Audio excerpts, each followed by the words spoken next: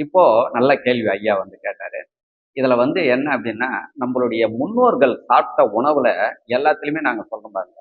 நீங்க வந்து அந்த ஹீமோகுளோபின் டெஸ்ட் இயற்கை வாழ்வியல்ல வந்து நீங்க வந்துட்டீங்கன்னாவே, உங்களுக்கு வந்து ஆரோக்கிய குழந்தை பிறக்கும்.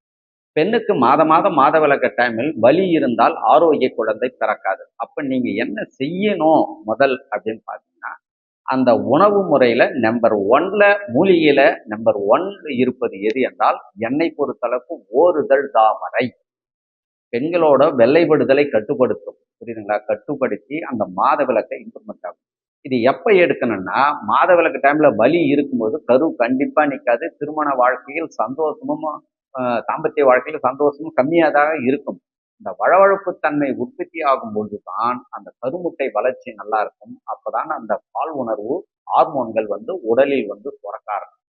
அப்போ அதுல பார்த்தீங்க அப்படின்னா, ஓரிதழ் தாமரை, பூனைக்காளி, அஸ்வகந்தா, நீர்முல்லை, கோரைக்கிழங்கு இது மாரி கிழங்கு இது மாரி இருக்கு கடைங்கள்ல. இது மாரி இருக்கிறத நீங்க வாங்கி கொஞ்சமா நீங்க பயன்படுத்தி, மாதவிலக்கு கரு நிக்கிற கரு நிப்பதற்கு முன்னாடி இதெல்லாம் நீங்க எடுத்துக்கணும். கரு நின்னுட்ட பிறகு இத நீங்க எடுக்கக்கூடாது.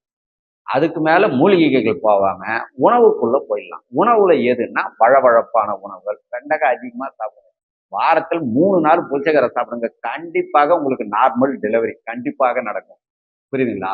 அதுக்காக வந்து நம்மளுடைய பாரம்பரிய மூலிகை சாப்பிட்டு ஆரோக்கிய குழந்தையை பெற்றெடுங்க. நன்றி, மகிழ்ச்சி.